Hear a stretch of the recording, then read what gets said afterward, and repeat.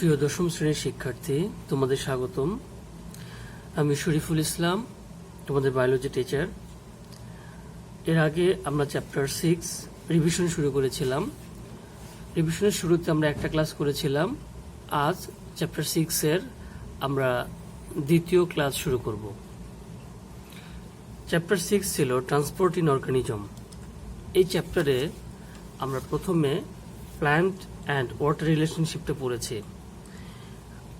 Plant and water রিলেশনশিপের imbibition, diffusion এবং osmosis এই তিনটে টার্ম আমরা পড়েছি। আজ আমরা absorption of water and mineral salt এই পার্ট থেকে শুরু করব। তোমরা সবাই এই ফিগারটা ফলো করো। এখানে আমরা একটা ট্রির স্টিম দেখতে পাচ্ছি এবং স্টিমকে আরেকটি ইন্টারসেকশন করে জুম ইন করে বড় করা হয়েছে। সেক্ষেত্রে আমরা দেখছি যে এখানে অনেকগুলো capillaries water or Soyel water রয়েছে এবং সেগুলো রুট হেয়ারের ভেতর দিয়ে আস্তে আস্তে ভিতরে পাস হচ্ছে এবং এইটা প্ল্যান্টের কর্টেক্স এরিয়া মেনটেন করে পরবর্তীতে এন্ডোডার্মিস লেয়ার ভিতর দিয়ে এসে ভেসেল অর্থাৎ ভাস্কুলার বান্ডলে চলে আসছে। এইভাবে ক্যাপিলারিস ওয়াটারগুলো ভাস্কুলার বান্ডল পর্যন্ত চলে আসার পিছনে মূল কারণটা হচ্ছে ভাস্কুলার বান্ডলে সাধারণত ওয়াটারের ডেফিসিয়েন্সির কারণে যে অ্যাট্রাকশন শুরু হয়, সেই অ্যাট্রাকশনের কারণেই এই ওয়াটারগুলো ধীরে ধীরে ভিতরে ঢুকছে। এই অ্যাট্রাকশনের কারণে যে ভিতরে ঢুকছে, এটা অসমোসিস এবং ডিফিউশনিক প্রেসার এই দুটো প্রসেস মেনটেন করেই বাইরের ওয়াটার পার্টিকেলসগুলো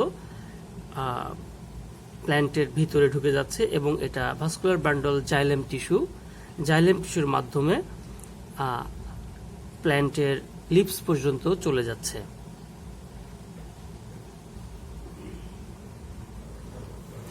স্টুডেন্টস, আমরা এবার আরো একটা অংশ পড়ব, অ্যাবজর্পশন অফ মিনারেল সল্টস।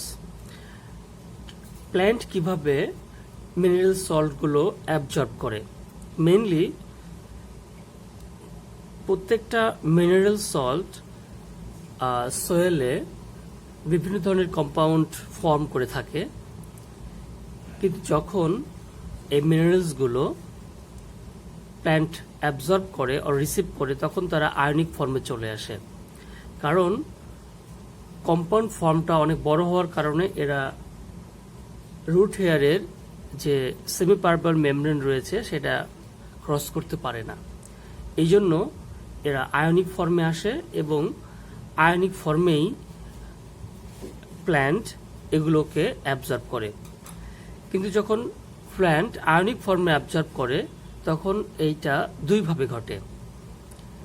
কখনো কখনো ডিফিউশনিক প্রেসার আর অসমোসিস এই দুটো প্রসেসে কিছু মিনারেলস প্ল্যান্টে আপনা আপনি চলে যেতে পারে, ঢুকে যেতে পারে with the flow of water. এই ক্ষেত্রে প্ল্যান্টকে কোনো ধরনের এনার্জি নষ্ট করতে হয় না বা এনার্জি খরচ করতে হয় না।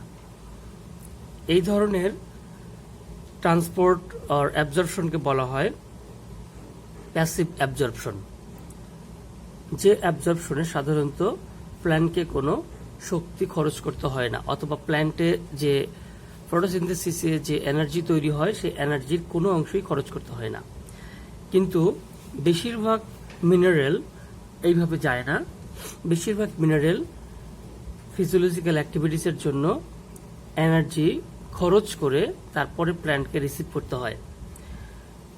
এই ধরনের অ্যাবজর্পশনকে বলা হয় অ্যাক্টিভ অ্যাবজর্পশন।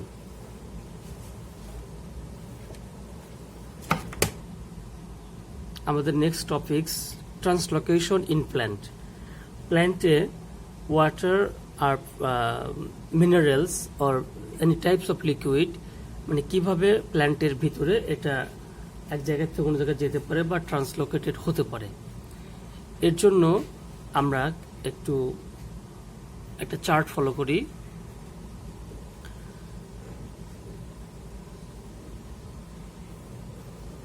এক্ষেত্রে আমরা দেখব ট্রান্সলোকেশন ইন প্ল্যান্ট।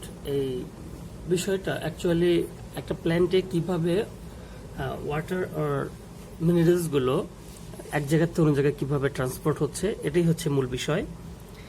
এইখানে আমরা জানি যে সোয়েল ওয়াটার যেগুলো আছে, সোয়েল ওয়াটারগুলো কিভাবে প্ল্যান্ট অ্যাবজর্ব করছে এবং সেগুলো এখান থেকে নিয়ে প্ল্যান্টের বিভিন্ন পার্টে পৌঁছে দিচ্ছে,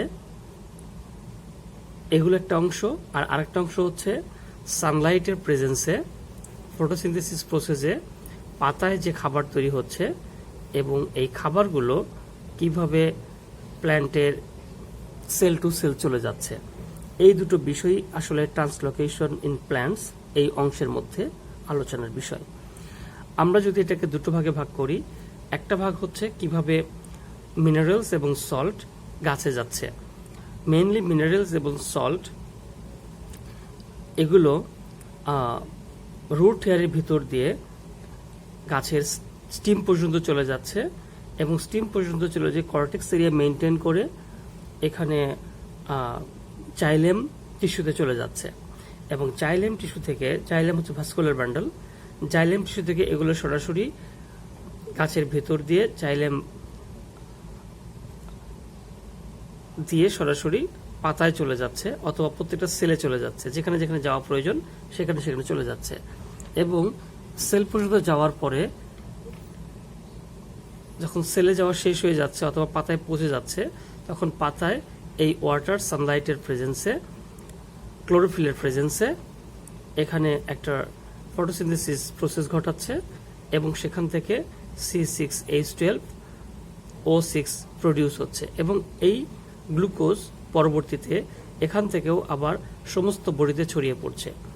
ধারণা করা হয়ে থাকে যে উপরের মানে প্ল্যান্টের উপরের যে পাতাগুলো আছে সেখানে প্রডিউসড হওয়া গ্লুকোজ নর্মালি নিচের দিকে নামে, নিচের যে পাতাগুলো আছে সেখান থেকে প্রডিউস হওয়া গ্লুকোজ উপর দিকে ওঠে, আর মাঝামাঝি প্ল্যান্টের মাঝামাঝি এলাকার যে ট্রিগুলো থাকবে, লিভসগুলো থাকবে, এই লিভসগুলো থেকে প্রডিউস হওয়া গ্লুকোজ সেটা উপরের দিকেও যাবে এবং নিচের দিকেও যাবে। এইভাবে ট্রান্সলোকেশনটা কমপ্লিট হয়। অ্যাকচুয়ালি ট্রান্সলোকেশনের খুব ইম্পর্ট্যান্ট একটা এক্সাম্পল আমরা দিতে পারি, যে experiment to demonstrate the accent of sap in a plant. এইটা পেপারোমিয়া প্ল্যান্ট দিয়ে আমরা করতে পারি, বিকজ পেপারোমিয়া প্ল্যান্ট হচ্ছে খুব ট্রান্সপারেন্ট। যদি কোনো ওয়াটার আর লিকুইড এটা এক জায়গার থেকে অন্য জায়গায় ট্রান্সপারেন্ট হয় বা এক জায়গার থেকে অন্য জায়গায় যদি চলে যায়, সেক্ষেত্রে আমরা সেটা সহজেই বুঝতে পারি। এক্ষেত্রে আমাদের যে জিনিসগুলো দরকার হবে, একটা হচ্ছে পেপারোমিয়া প্ল্যান্ট, একটা বোতলসের প্রয়োজন হবে, গ্লাসের বোতল, যেটা ভিতরে সলিউশনগুলো দেখতে পাই আমরা, water and safranin or red ink. তো স্যাফ্রোনিনটা হচ্ছে আলটিমেটলি এটা রেড কালারের একটা সলিউশন, সেটা না থাকলে যে কোনো লাল কালি নিলেও চলবে। আর প্রসিডিউরটা হচ্ছে এরকম: take some water in a glass bottles, add some drops of saffron or red ink into it. Place a living peperomia plant in the bottles in such a way that its roots are submerged into the water. Now place the bottle somewhere for a few hours and observe the result. রেজাল্টটা হবে কি?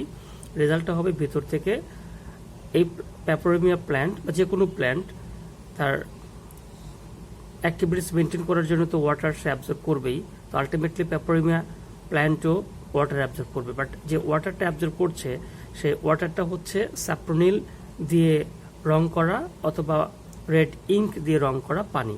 তো ultimately সেই স্যাপ্রোনিলযুক্ত পানি absorb করা শুরু করবে এবং কিছুক্ষণের মধ্যে আমরা দেখতে পারবো পুরো গাছের যে স্টিম এবং বিভিন্ন ব্রাঞ্চেসগুলো এগুলো স্যাপ্রোনিলের কালারে রঙিন হয়ে গেছে। এটাতে বোঝা গেল যে প্ল্যান্ট এনভায়রনমেন্ট থেকে আর রুট হেয়ার দিয়ে ওয়াটারগুলো অ্যাবজর্ব করে বা ওয়াটার উপর দিকে টেনে তোলে। এটা আমরা অ্যাসেন্ট অফ স্যাপ এই এক্সপেরিমেন্টটা এটাতে করতে পারি। আমাদের নেক্সট টপিকস খুবই গুরুত্বপূর্ণ একটা টপিক, সেটা হচ্ছে ট্রান্সপিরেশন। প্ল্যান্টের ট্রান্সপিরেশন খুব ইম্পর্ট্যান্ট একটা ফিজিওলজিক্যাল অ্যাক্টিভিটিস। নর্মালি প্ল্যান্ট বিভিন্নভাবে লিকুইডগুলো অ্যাবজর্ব করে। এই লিকুইড এত পরিমাণে হয়ে যায়, দ্যাট ইজ কল্ড ওয়াটার, যে তার এত প্রয়োজন হয় না তার বডিতে।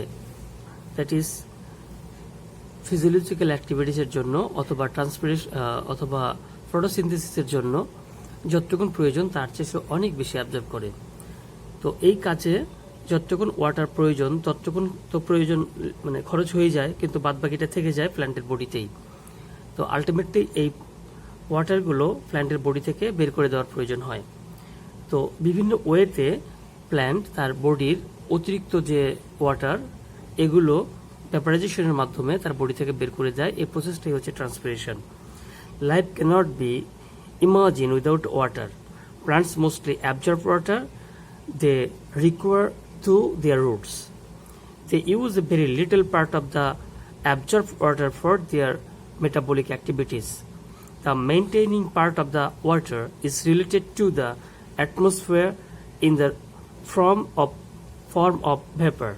The physiological process by which water is carried through the plants and then released in the atmosphere in the form of vapor through aerial part is called transpiration. On the basis of aerial parts through which this process occurs, transpiration is categorized into 3 division. ওকে, তো আমরা দেখছিলাম যে arrival part দিয়ে ভ্যাপোরাইজেশনের মাধ্যমে অতিরিক্ত ওয়াটারগুলো body থেকে release করে দেওয়ার এই প্রসেসটার নাম হচ্ছে ট্রান্সপিরেশন। এটা ঘটে 3 ভাবে। প্রথমত আমরা জানি যে প্রত্যেকটা পাতার দুটো সাইড আছে, একটা হচ্ছে আপার সাইড, একটা হচ্ছে ডাউন সাইড। তো আপার সাইডটা মসৃণ হয়, স্মুথ হয়, কারণ এপাশে সানলাইট পড়ে, আর তার উল্টা দিকটা হবে অপেক্ষাকৃত রাফ। এবং রাফ এজন্যই যেখানে সেখানে অনেকগুলো পোর আছে, এবং সে পোরগুলো হবে স্টোমাটাল পোর। তো এই স্টোমাটাল পোর দিয়ে সবচেয়ে বেশি বলা হয়ে থাকে 95% টোটাল ট্রান্সপিরেশনের 95% ট্রান্সপিরেশন ঘটে এই পোরগুলো দিয়ে, অর্থাৎ স্টোমাটাল পোর দিয়ে। তো এই জন্য এই ট্রান্সপিরেশনটাকে বলা হয় স্টোমাটাল ট্রান্সপিরেশন। এবং এরপরে কিউটিকুলার ট্রান্সপিরেশন। কিউটিকুলার ট্রান্সপিরেশন এটা হচ্ছে সাধারণত প্ল্যান্টের যে স্মুথ পার্ট আছে, ওয়াক্সি পার্ট আছে, এই স্মুথ আর ওয়াক্সি পার্ট দিয়েও কিছু পরিমাণ ওয়াটার ট্রান্সপিরেট হয়, সেটা হচ্ছে cuticular transpiration. There is a layer of cutin on the epidermal layer of a plant. অর্থাৎ epidermal layer বলতে উপরের পার্ট, মসৃণ পার্ট, অর্থাৎ smooth part, especially on the upper and lower surface of every leaf. This layer is called cuticle. Some water, when evaporate, is released through the cuticle. The process is called cuticular respiration. কখনো কখনো আমরা দেখি এই cuticular respiration ছাড়াও আরো একটা respiration দেখা যায়, এবং সেই রেসপিরেশনের ক্ষেত্রে তোমরা ফিগারটা দেখো যে এখানে দেখছো তোমরা প্ল্যান্টের এই যে বাইরের যে আউটার লেয়ারগুলো থাকবে এগুলো কোনো হচ্ছে অনেক রাফ এবং মাঝে মাঝে দাগ পড়ে গেছে। এটার মানে হচ্ছে যে এটা স্মুথনেসটা নাই এবং ফেটে গেছে। দ্যাট ইজ এরকম এর বাইরের অংশটা ফেটে গেছে। ফেটে গেলে কি হচ্ছে যে ভিতরের যে লিভিং পার্টটা আছে, লিভিং পার্টটা ওপেন হয়ে যাচ্ছে এয়ারের সাথে। আর যখনই এয়ারের সাথে ওপেন হয়ে যাচ্ছে তখন এই ওপেনিংস দিয়ে নর্মালি কিছু ওয়াটার বের হয়ে যেতে পারে ভ্যাপারাইজেশন করে, ভ্যাপার তৈরি করে। তো এটাকে বলা হয় লেন্টিসেল, এবং এই লেন্টিসেলের মাধ্যমে যখন ওয়াটারগুলো চলে যায় তখন তাকে বলা হয় লেন্টিকুলার ট্রান্সপিরেশন। আমরা একটু পড়ি। After the occurrence of suddenly growth in plant, the airy aggregation of cell that functions as a pore called lenticle developed on the rupture bark on the some plants. The cell aggregate around lenticel are loosely fitted and water from the inside can be released through it. This is called lenticular procedure. তাহলে আমরা দেখলাম যে totally এই transpiration হচ্ছে 3 types. Total transpiration হচ্ছে 3 types. প্রথম ট্রান্সপিরেশনটা হচ্ছে stomatal transpiration. Stomatal transpiration. Number 2 cuticular transpiration এবং নাম্বার 3 লেন্টিকুলার ট্রান্সপিরেশন। এই তিনটে ট্রান্সপিরেশন আমাদের পড়তে হবে। তা ধারণা করা হয় 95% ট্রান্সপিরেশন ঘটে এই স্টোমাটাল ট্রান্সপিরেশনের মাধ্যমে, আর কিছু অংশ কিউটিকল এবং কিছু অংশ লেন্টিকলের মাধ্যমে হয়ে থাকে। এখন আমরা একটু দেখব এই ট্রান্সপিরেশন বেসিক্যালি কোনো এজেন্টের উপর ডিপেন্ড করে কিনা। হ্যাঁ, ট্রান্সপিরেশন মেইনলি কিছু কিছু এজেন্টের উপর ডিপেন্ড করে, যাদের উপর ডিপেন্ড করে ট্রান্সপিরেশন কম বা বেশি হতে পারে। এই ট্রান্সপিরেশন মেইনলি দুটো এজেন্টের উপর ডিপেন্ড করে। একটা হচ্ছে external agent or external factor, আর একটা হচ্ছে internal agent or internal factor. Depend করে এক হচ্ছে এক্সটার্নাল ফ্যাক্টর এবং 2 নম্বর হচ্ছে ইন্টারনাল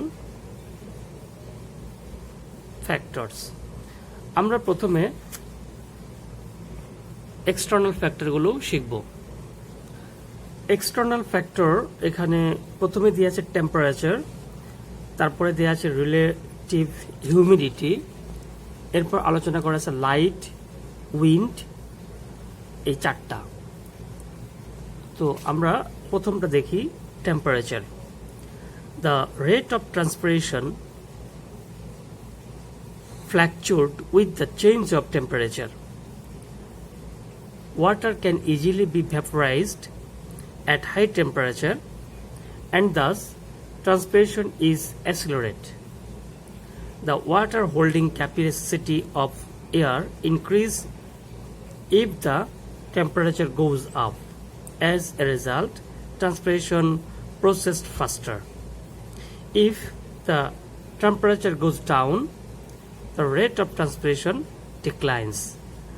খুব ক্লিয়ার একটা কনসেপ্ট যে টেম্পারেচার বেড়ে গেলে নর্মালি এনভায়রনমেন্ট অনেক বেশি পরিমাণ ওয়াটার অর ভ্যাপারাইজড ওয়াটার কন্টেইন করতে পারে। যখন বেশি ওয়াটার কন্টেইন করার ক্ষমতা তৈরি হয় তখন আলটিমেটলি প্ল্যান্ট থেকে বেশি পরিমাণ ট্রান্সপিরেশন ঘটবে। টেম্পারেচার কমে গেলে আলটিমেটলি কম পরিমাণ ট্রান্সপিরেশন ঘটবে, কারণ সেখানে বেশি ওয়াটার অ্যাবজর্ব করার ক্যাপাসিটি থাকবে না। এ কারণে টেম্পারেচার আপ ডাউনের কারণেই এই ট্রান্সপিরেশন আপ ডাউন হয়। এবং খুব রিলেটেড আর একটা পার্ট, সেটা হচ্ছে relative humidity. The ratio of the amount of water vapor in the air is the atmosphere, and the amount of water vapor that the air can hold at the given temperature, it is relative humidity. আমাদের এটা ডেফিনিশনটা পড়তে হবে, what do mean by relative humidity অথবা what is relative humidity. এটা related একটা definition, এটা আমাদের পড়তে হবে। The ratio of the amount of water vapour in the air of the atmosphere and the amount of water vapor that the air can hold at the given temperature is its relative humidity. For instance, the air may be dry in spite of having high water vapor because the air may have a high water vapor holding capacity. Conversely, in spite of presence of low amount of water vapor in atmosphere, the atmosphere may be humid if there is low water vapor holding capacity in the air. When relative humidity is low, the air remains unsaturated and can retain more water vapor. If the relative humidity is high, the air loses its water vapor holding capacity.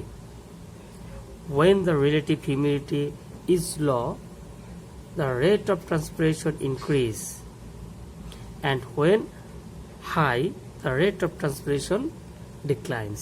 তো ultimately আমরা দেখতে পাচ্ছি যে humidity হচ্ছে যে পরিমাণ water টেম্পারেচারে যে পরিমাণ ওয়াটার হোল্ডিং করার মতো ক্যাপাসিটি একটা এনভায়রনমেন্টে থাকে।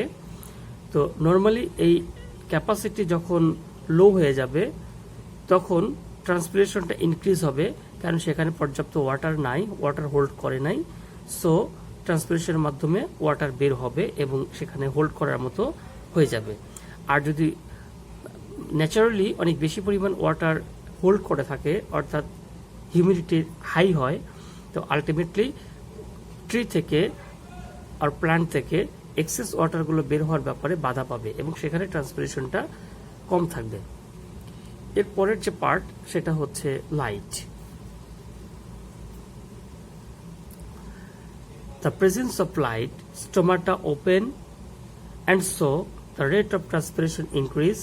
In the dark, the process is called, because the stomata is closed, light also affect transpiration by increasing the temperature of the plant. Simple একটা বিষয়, আমরা জানি যে লাইট থাকলে স্টোমাটা ওপেন থাকবে, লাইট না থাকলে স্টোমাটা ক্লোজ থাকবে। আর এই স্টোমাটাই হচ্ছে ওয়াটার ট্রান্সপিরেশনের 95% পাসওয়ে। তো সেটা যদি হয়, স্টোমাটা যদি কোনো কারণে লাইট থাকার কারণে ওপেন থাকে, তো আলটিমেটলি ট্রান্সপিরেশন চলবে, the rate of transpiration increase, transpiration বাড়বে। কিন্তু ডার্কে তো স্টোমাটা ক্লোজ থাকবে, তো আলটিমেটলি ক্লোজ থাকলে সেখান দিয়ে 95%-এর যে প্রসেস সেটা অফ হয়ে যাবে। সেটা অফ হয়ে যাওয়া মানে ট্রান্সপিরেশন বন্ধ থাকা বা স্লো থাকা। তো আলটিমেটলি লাইটের প্রেজেন্স এবং অ্যাবসেন্স এর উপরে ট্রান্সপিরেশন ফুলি ডিপেন্ডেন্ট। আবার এই light also affects transpiration by increasing the temperature of the day. Light থাকলে টেম্পারেচার বাড়বে, যেমন সানলাইট থাকলে টেম্পারেচার আলটিমেটলি বাড়বে, সানলাইট না থাকলে টেম্পারেচার কম থাকবে। তো সানলাইট থাকলে টেম্পারেচার বাড়বে, টেম্পারেচার বাড়লে ট্রান্সপিরেশন বাড়বে। সানলাইট না থাকলে টেম্পারেচার কমবে, টেম্পারেচার কমলে ট্রান্সপিরেশন কমবে। মানে লাইট দুই দিক থেকে হেল্প করবে বা ইফেক্ট ফেলবে। এরপরের অপশনটা হচ্ছে wind. Because of transpiration, the air around the plant become moist and causes the rate of transpiration is slow. When winds remove the scattered air, the pressure is exerted on the stomata and so water vapor comes out through them at a high rate. This is why with the change of wind velocity, the rate of transpiration also changes. If the atmospheric pressure raises, evaporation declines and the rate of transpiration also decreases. Again, at low atmospheric pressure, evaporation increase and so the rate of transpiration increase. খুব important একটা topics or important একটা effects. সেটা হচ্ছে যখন transpiration ঘটে তখন transpiration এরিয়ায়, প্ল্যান্টের এই এরিয়াতে অনেক বেশি পরিমাণ ওয়াটার জমে যায় এবং এই এনভায়রনমেন্টটা অনেক ময়েস্ট হয়ে পড়ে। যখন ময়েস্ট হয়ে পড়ে তখন ট্রান্সপিরেশন লুজ হয়ে পড়ে। কিন্তু যখন এক ঝাপটা বাতাস যখন সেখানে চলে আসে, তো ময়েস্ট এনভায়রনমেন্টের যে ময়েস্ট এয়ারগুলো আছে সেগুলোকে এরা অনেক দূরে সরিয়ে নিয়ে যায়। তো আলটিমেটলি এখানে আবার ড্রাই উইন্ড চলে আসে।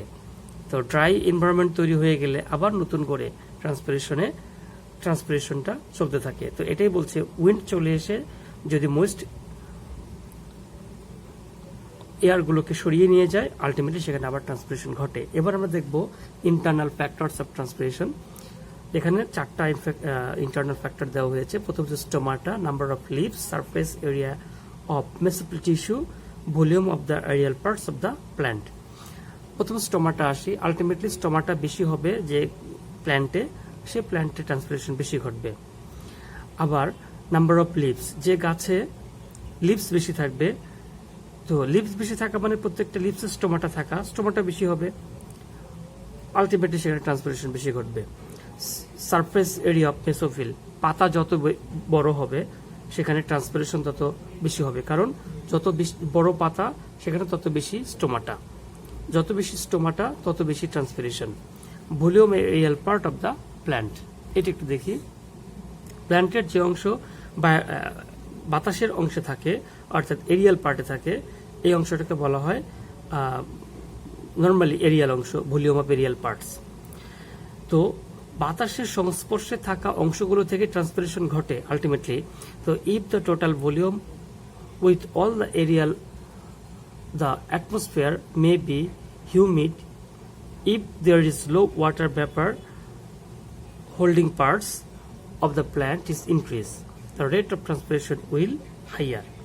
তো আমরা দেখতে পাচ্ছি এখানে যে এরিয়াল পার্ট যত বেশি থাকবে তত বেশি ট্রান্সপিরেশন ঘটবে, কারণ তত বেশি ওই পার্টটা বাতাসের সংস্পর্শে আসবে এবং হিউমিডিটির কারণে হোক আর টেম্পারেচারের কারণে হোক, লাইটের কারণে হোক, যে কোনোভাবেই হোক ওই অংশ থেকে অনেক বেশি পরিমাণে ট্রান্সপিরেশন ঘটার সুযোগ পাবে।